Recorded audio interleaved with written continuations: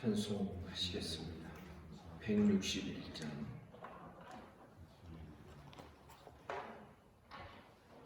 (161장으로) 찬송합니다.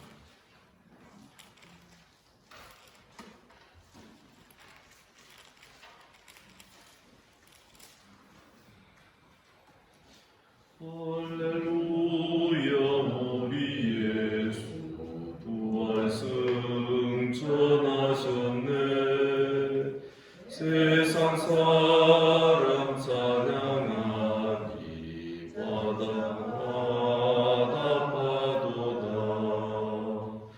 구주 예수 부활하사 사망 권세 이겼네. 구주 예수 부활하사 사망 권세 이겼네. 할렐루야 우리 예수 왕의 왕이 되시고 우리들의 중보 되심 성령 증거하시네. 구주 예수 부활하사 처음 열매 되셨네. 구주 예수 부활하사 처음 열매 되셨네. 할렐루야 우리 예수 금과 티가 없도다.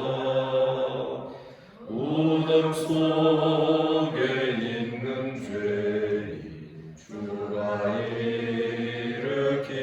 일으키시네. 구주 예수 부활하사 영광 주러 오시네. 구주 예수 부활하사 영광 주러 오시네. 아멘이죠. 우리 주님께서 또 이 아침에 우리를 이 자리로 불러주신 줄을 믿습니다. 사도신경으로 신앙 고백 드리겠습니다. 나는 전능하신 아버지 하나님 천지의 창조주를 믿습니다. 나는 그의 유일하신 아들 우리 주 예수 그리스도를 믿습니다. 그는 성령으로 잉태되어 동정녀 마리아에게서 나시고 본디오 빌라도에게 고난을 받아 십자가에 못 박혀 죽으시고 장사된 지 사흘 만에 죽은 자 가운데서 다시 살아나셨으며 하늘에 오르시어 전능하신 아버지 하나님 우편에 앉아 계시다가 거기로부터 살아있는 자와 죽은 자를 심판하러 오십니다. 나는 성령을 믿으며 거룩한 공교회와 성도의 교제와 죄를 용서받는 것과 몸의 부활과 영생을 믿습니다. 아멘. 하나님 말씀 고린도전서 15장 12절부터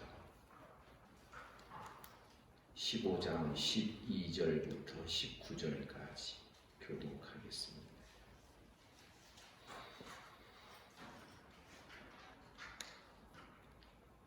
그리스도께서 죽은 자 가운데서 다시 살아나셨다 전파되었거늘 너희 중에서 어떤 사람들은 어찌하여 죽은 자 가운데서 부활이 없다 하느냐. 만일 죽은 자의 부활이 없으면 그리스도 다시 살아나지 못하셨다리라. 그리스도께서 만일 다시 살아나지 못하셨으면 우리가 전파하는 것도 헛것이요 또 너희 믿음도 헛것이며 또 우리가 하나님의 보여주신 일을 발견되려니 우리가 하나님의 그리스도를 다시 살리셨다고 증거하였느니라. 만일 죽은 자가 다시 살아나는 없으면 하나님의 그리스도를 다시 살리지 아니하셨으리라. 만일 죽은 자가 다시 살아나는 일이 없으면 그리스도도 다시 살아나신 일이 없었을 터이요 그리스도께서 다시 살아나신 일을 보시면 너희 믿음도 활대로 너희가 열려는 것을 또한 그리스도 안에서 잠자는 자도 망하였으리. 만일 그리스도께서 너희와 살아계시 다만 이생의 성령은 모든 사람 가운데 우리가 더욱 불쌍한 자이라. 아멘. 우리가 신앙생활을 할 때 참으로 경계해야 될 것 중에 하나가 인간의 사상과 생각이 우리의 신앙 안에 끼어들어오는 것을 늘 조심해야 됩니다. 늘 성경 외부적인 것이 들어와서 또 성경의 가르침을 훼손하고 그것을 오염시키는 일들이 교회의 역사 속에서 자주 발견되기 때문에 그렇습니다. 사람의 사상과 생각은 하나님의 생각과는 너무나도 다르다라는 것을 이사야 선지자가 우리에게 가르쳐주고 있습니다. 내 생각은 너희 생각과 다르다. 하늘과 땅이 높고 낮음과 같이 내 생각은 너희들 것과는 다르다. 수준의 차이가 있고, 아니 수준의 차이라고 말하기에는 너무나도 큰 차이가 있는 것이 우리 사람의 생각일지인데, 이 사람의 생각으로 하나님께서 하신 말씀들, 그것을 우리가 자꾸만 사람의 생각으로 해석해 들어가려고 이런 게 이제 문제가 되는 것입니다. 지금 고린도 교회 안에 부활에 관한 이 가르침이 필요했던 이유가 바로 여기에 있습니다. 헬라 이원론의 영향을 받은 영지주의자들, 그들의 가르침은 구원이 영원 구원만이 참된 구원이라는 것을 이야기합니다. 육체의 구원은 필요치 않다는 것이죠. 그들은 이 육체를 벗는 것을 영원한 세계로 들어가는 하나의 구원의 과정으로 생각을 하고, 그래서 우리에게는 육체는 필요 없다. 이런 생각들을 가지고 이 그리스도를 해석하고 십자가를 해석하고 부활의 의미들을 해석하는 것이죠. 심지어 어떤 영지주의자들은 예수님이 육체로 이 땅에 오신 것이 아니라 영으로 오셨을 뿐이다. 그렇게 제자들의 눈에 비춰졌을 뿐이다 하면서 애써서 예수님이 육신으로 이 땅에 오신 것을 부정하고 부인하려고 하는 이런 이단적인 사상을 교회 안에 전파하기도 하였던 것입니다. 그런데 가만히 보면 오늘날 우리도요, 성경의 가르침을 그대로 적용하며 받아들이는 이것이 참으로 우리에게 부족하다라는 생각들을 많이 하거든요. 우리도 우리의 구원이 영원 구원, 우리가 그리스도와 함께 연합되었다 했을 때 자꾸 우리 심령이, 우리의 마음이, 우리의 영혼이 예수님과 연합된 이런 면을 생각을 하지. 고린도전서 6장에 보면 너희 몸은 그리스도의 지체다. 그랬을 때에 그 너희 몸이라고 하는 것은 이걸 포함하는 것이, 이걸 의미하는 것이.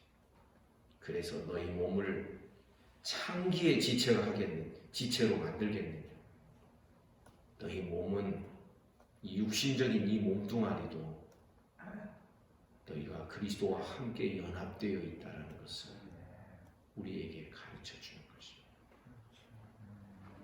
그래서 우리는 하나님께서 진흙으로 사람의 몸을 빚어서 만드셨지만 그 코에 생기를 불어 넣으심으로 그때부터 사람이 생영이 되었습니다. 이것을 우리는 분명히 믿습니다. 하나님이 창조하신 것을 우리는 어느 것 하나도 소홀히 여기거나 부정하는 그런 신앙을 가지지 않아야 합니다. 비록 죄로 말미암아 이 육신의 죽음, 이 죽음이 우리들의 삶에 들어오게 되었지만 이 육신이 여전히 소중하여 다시금 이 육신도 구원받는 그런 사건이 부활의 사건으로 육신뿐만 아니라 우리 전인이 구원받는 이것이 부활의 사건으로 이루어지게 될 줄을 믿습니다. 그래서 인간의 잘못된 사상이 교회 안에 들어온 것에 대하여 바울 사도는 성경적으로 그것을 변증하며 부활에 대하여서 이 15장 전장에 걸쳐서 우리에게 분명하게 가르쳐주고 있는 것입니다. 오늘 본문 12절부터 19절에서 사도는 4번의 만일이라는 단어를 씁니다. 13절 만일 죽은 자의 부활이 없습니다. 14절 그리스도께서 만일 다시 살아나지 못하셨습니다. 16절 만일 죽은 자가 다시 살아나는 일이 없습니다. 19절 만일 그리스도 안에서 우리가 바라는 것이 다만 이 세상의 삶뿐입니다. 그래서 만일 그리스도의 부활이 없고 육체의 부활이 없고 혹은 우리의 부활이 없다면 어떻게 되겠는가 하는 이 4가지의 내용을 우리에게 가르쳐주고 있습니다. 먼저 12절을 보십시오. 그리스도께서 죽은 자 가운데서 다시 살아나셨다 전파되었거늘 너희 중에서 어떤 사람들은 어찌하여 죽은 자 가운데서 부활이 없다 하느냐. 고린도 교회 전체는 아니겠으나 그 중에 일부가 바로 이러한 생각과 사상을 가지고서 교회 안에서 신앙생활 한다고 하는 이런 일들이 실제로 있었던 것이죠. 13절에서 우리는 놀라운 표현을 보게 됩니다. 만일 죽은 자의 부활이 없으면 그리스도도 다시 살아나지 못하였으리라. 대부분은 예수께서 이렇게 하셨기 때문에 우리에게 이렇게 은혜가 주어집니다. 이 순서가 정상 아니겠습니까? 그런데 이 부활, 우리의 몸의 부활과 그리스도의 몸이 얼마나 밀접하게 연관되어 있든지 우리 부활에서부터 그리스도의 부활을 말하고 있는 것입니다. 만일 죽은 자의 부활이 없다면 그리스도도 다시 살아나지 못하셨으리라. 거꾸로 말하면 그리스도께서 몸으로 부활하신 그 몸이 죽은 몸이 부활하신 그 이유는 우리 몸의 부활을 이루시기 위함이었다라는 것입니다. 이렇듯 그리스도와 우리의 모든 것이 이제는 한 몸으로 연합되어 있는 그런 우리들이기 때문에 우리에게 일어날 일이 그리스도 안에서 이미 일어났고 아멘입니까? 그리스도를 바라보니 우리에게 어떤 일이 일어났고 일어날 것인지를 확신하게 된다는 것입니다. 몸에게 일어날 일이 이미 머리 안에서 일어났고 머리에게 일어난 일을 보니까 몸을 하나님께서 앞으로 어떻게 하실 것인지 그래서 그리스도와 교회, 그리스도와 우리가 서로 뗄래야 뗄 수 없는 밀접한 연관이 있고 관계가 있다는 것을 우리에게 가르쳐 주는 것입니다. 그래서 우리 죽은 자의 부활이 없다면 그리스도도 다시 살아나지 못하셨고 다시 거꾸로 14절에서 말합니다. 그리스도께서 만일 다시 살아나지 못하셨으면 우리가 전파하는 것도 헛것이요 또 너희 믿음도 헛것이다. 우리 신앙은 이루어질 수 없다. 우리가 전파하는 것뿐만 아니라 믿는 모든 것이 다 헛되고 헛것이 되고, 그리고 15절 보니 우리가 하나님의 거짓 증인으로 발견될 수밖에 없다. 우리가 하나님이 그리스도를 다시 살리셨다고 증언하였습니다. 만일 죽은 자가 다시 살아나는 일이 없으면 하나님이 그리스도를 다시 살리지 아니하셨으리라. 예수님이 괜히 육신을 입고 이 땅에 오실 필요가 없으셨다는 것이죠. 그 육신으로 십자가에 달려 죽으실 필요가 없었고, 장사된 지 사흘 만에 하나님이 그를 죽은 자 가운데서 일으키실 필요가 없다라는 것이죠. 만일 우리가 다시 사는 것이 없다면 주님에게 일어난 이 모든 사건이 사실은 불필요한 것입니다.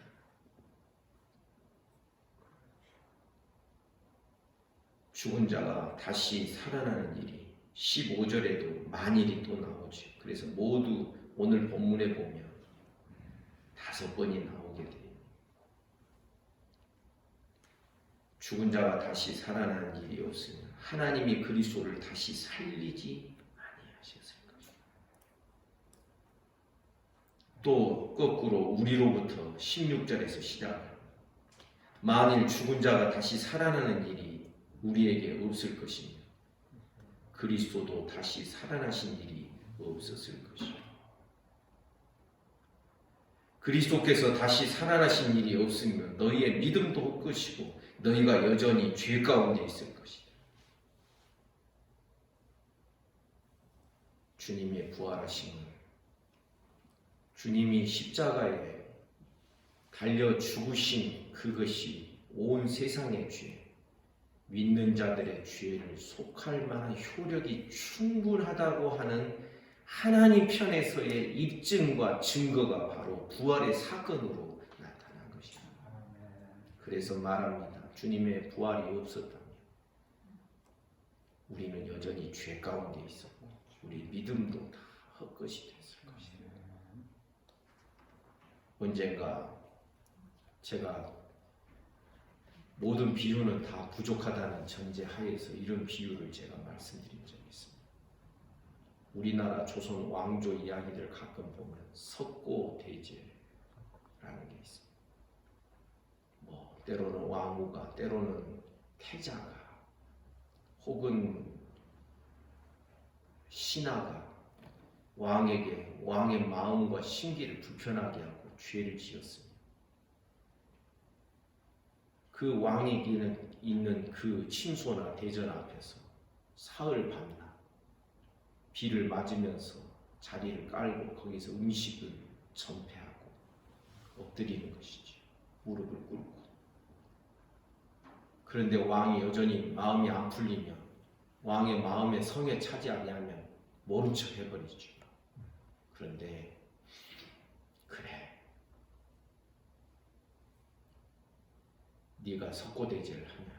그래가지고 어느 날은 막 탈진하고 막 쓰러져 있어. 그러면 왕이 태자야 하면서 막 달려와가지고 손으로 그를 잡아 일으키고, 그리고 음식도 먹게 하고 의원을 불러서 진맥도 하게 하고, 이제 그 왕의 마음이 다 이제 만족이 됐으면 그를 손을 잡아서 일으키지 않겠습니까? 예수님의 십자가의 죽음과 부활도 그와 같은 것입니다. 주님이 십자가에 달려 죽으셨어요. 그 모든 죄의 형벌과 심판을 다 받아내셨어요. 구약시대 모든 성도들과 신약시대 모든 성도들의 모든 죄에 대한 형벌을, 과거의 모든 죄와 현재의 모든 죄와 미래의 모든 죄에 대한 형벌을 우리 주님이 다 한 몸으로 받으시고 장사되었던 것입니다. 죽으시고 장사되니까 하나님이 그를 사흘 만에 일으키셨다는 이 의미가 바로 이런 것입니다. 하나님의 마음이 이제 다 채워진 것입니다. 여러분 믿습니까? 하나님의 공의에 만족된 것입니다. 그래, 내가 이제는 됐다. 그래서 로마서 3장에는 어떤 말씀이 있냐? 복음엔 하나님의 의가 나타났어. 이 복음 안에서 하나님도 의롭다함을 얻으시고 우리도 의롭다함을 얻게 하려 하십니다. 이 복음 안에 십자가의 죽음과 부활 안에 하나님의 모든 만족도 들어있고 우리의 모든 죄사함들 이 모든 것이 다 흡족하게 다 들어있는 것입니다. 그래서 복음에는 하나님의 의가 나타났어. 믿음으로 믿음에 이르게 하나니. 이런 이야기가 오늘 본문의 밑에 배경에 또 깔려있다라고 말할 수 있는 것입니다. 그래서 17절 다시 읽습니다. 그리스도께서 다시 살아나신 일이 없으면 너희의 믿음도 헛되고 너희가 여전히 죄 가운데 있을 것이다. 18절 또한 그리스도 안에서 잠자는 자도 야 망했다 망하였으리라.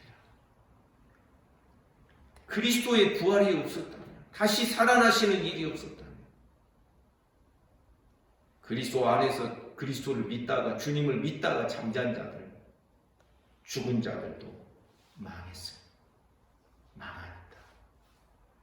이것이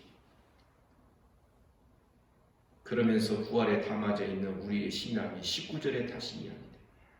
만일 그리스도 안에서 우리가 바라는 것이 다만 이 세상의 삶뿐이면 금생뿐이면 모든 사람 가운데 우리가 더 불쌍한 자. 만약 부활이 없고 금생뿐인 우리 삶이라면 우리가 괜히 이 세상 사는 동안에 나를 절제하며 살 필요도 없고 기타 등등 뭐 이렇게 막 되는 대로 살아도 되지 않겠나. 그러나 사랑하는 성도 여러분, 지금의 우리의 모든 삶은 저기까지 효력이 있고 저기까지 가는 삶이 되는 줄 믿습니다. 지금 여기서 우리가 어떻게 사느냐. 저기서 우리가 여기서는 썩을 것으로 심지만 저쪽에서는 우리는 썩지 아니할 것으로 거둘 것이요. 아멘. 농부가 씨를 뿌리고 그리고 싹이 나나 또 가서 보고 그러는 이유가 무엇이냐면 열매가 맺혀질 것을 바라기 때문 아니겠습니까?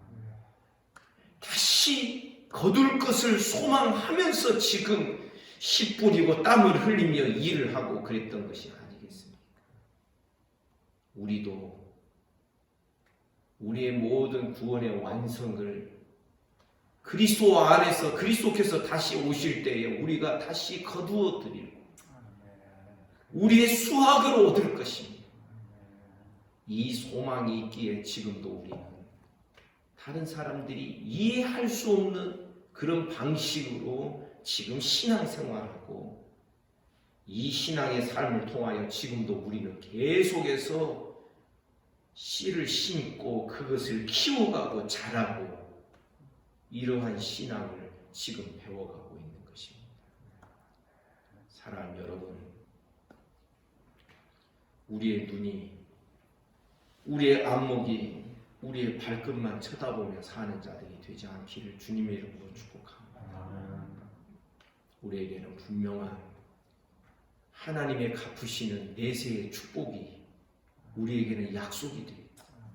놀라운 것은 그 축복은 그때 가서야 우리가 비로소 얻는 것이 아니라 지금 여기서부터 그 축복이 지금 맛보기로 계속해서 지금 우리에게 도달하고 있고 그것이 이제 쌓여서 완성된 것이 주님 다시 오시는 그날에 완성되는 것이지. 우리가 그때에 가서 비로소 맛보기 시작하고 얻을 수 있는 것이 아니다라는 것을 우리가 알아야 하는 것입니다. 지금 여기서 이미 여기서부터 우리는 이 부활의 소망이 날마다 우리에게 경험될 수 있기를 주님의 이름으로 축복합니다.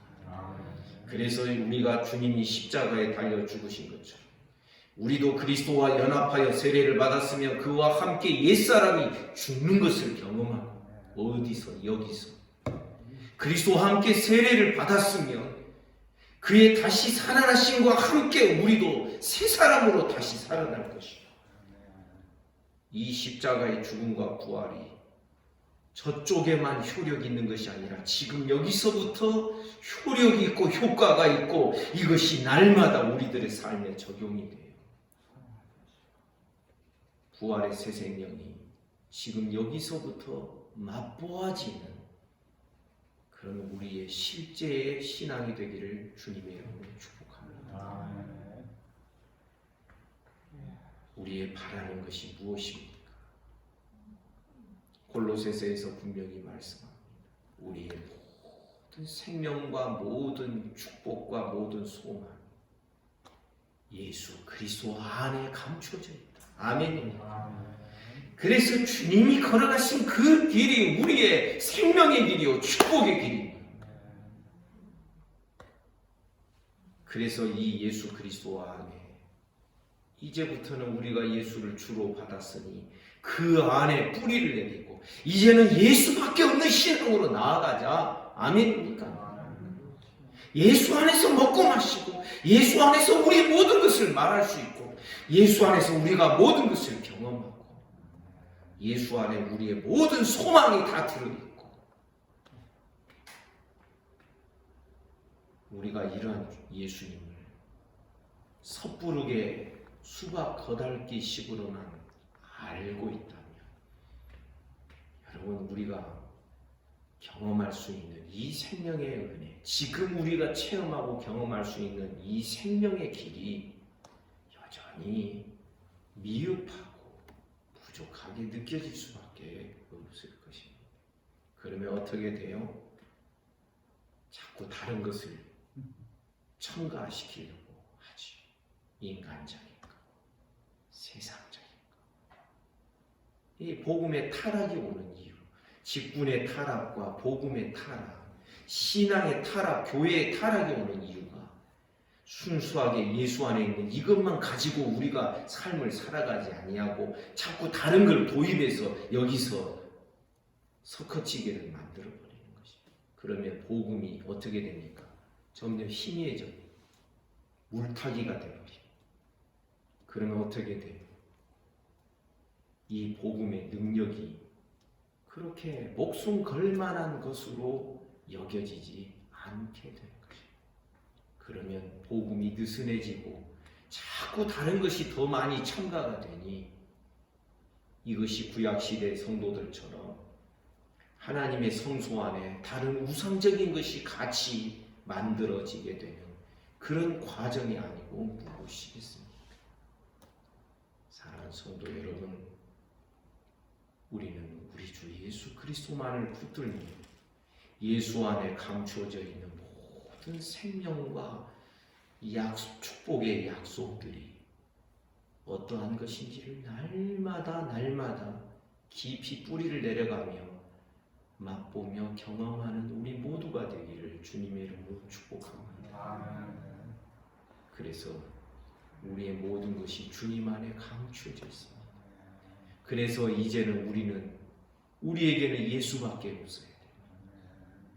이런 신앙으로 나아가는. 그래서 주님이 죽으셨으면 나도 죽고 주님이 부활하셨으니 나도 부활하고 주님이 승천하셨으니 나도 올라가게 되고 이미 올라간 것으로 에베소서 2장에서는 말씀하죠. 그리하여 주님과 함께 영원토록 왕노릇하게 되고 나라들을 다스리게 되고 이러한 약속이 우리들에게 부활의 소망으로 주어지고 있다는 것을 기억하시기를 주님의 이름으로 축복합니다. 기도하겠습니다. 하나님 아버지, 오늘도 우리에게 주의 말씀을 대면할 수 있도록 이 자리에 우리를 불러주심을 감사합니다. 주의 말씀을 통하여 우리의 신앙을 또 만들어가는 이 아침이 되게 하여 주시니 감사합니다. 더 견고해지며 더 굳세어지며 더 흔들림 없이 세워져가는 매일매일 우리들의 신앙이 되도록 축복하여 주옵소서. 오늘도 이 아침에 부활의 소망에 대한 말씀을 주셨사오니 참으로 우리의 몸과 영혼과 우리의 전인이 온전하게 구원받을 그날을 소망하며 여기서부터 십자가의 죽음과 부활의 신앙을 날마다 믿고 적용하며 맛보며 살아갈 수 있도록 축복해 주시옵소서. 주님, 이 아침에도 몸이 아픈 우리 성도들이 있습니다. 하나님 은혜를 베풀어 주시기를 원합니다. 소위를 하나님 붙들어 주옵소서. 그 아이를 하나님 성령으로 안수하시고 쓰다듬어 주옵소서. 송사모님 하나님 은혜를 베풀어 주시옵소서. 사랑하는 딸 하나님 그 몸을 날마다 만져주시고 만들어주시며 치료의 과정이 효과가 있도록 축복하여 주옵소서. 김순례 집사님 재활 치료받고 있습니다. 하나님께서 사랑하는 딸을 붙들어 주시고 그 모든 죄와 재활의 과정에 주님 성령으로 역사해 주시며 은혜와 복을 내려 주시기를 원합니다. 조 집사님 하나님 힘을 주시옵소서. 송순득 권사님 하나님 아버지 참으로 면회도 안 되는 그런 요양원에 있습니다. 하나님 아버지 그곳에서 주님과 동행하게 하시고 사랑하는 딸 외롭지 않게 하시고 주께서 늘 은혜를 베풀어 주옵소서. 또한 김용자 집사님 은혜 주시고 만져주시기를 원합니다. 많이 좋아지게 하셔서 감사합니다. 김순수 할머니를 하나님 붙들어 주시고 그에게 믿음 주시기를 원합니다. 이나원 집사님 허리를 만져주시고 그 몸에 아픈 모든 것들을 하나님께서 강건하게 세워 주시옵소서. 그 외에도 몸이 아프고 정신이 미력한 여러 성도들이 있습니다.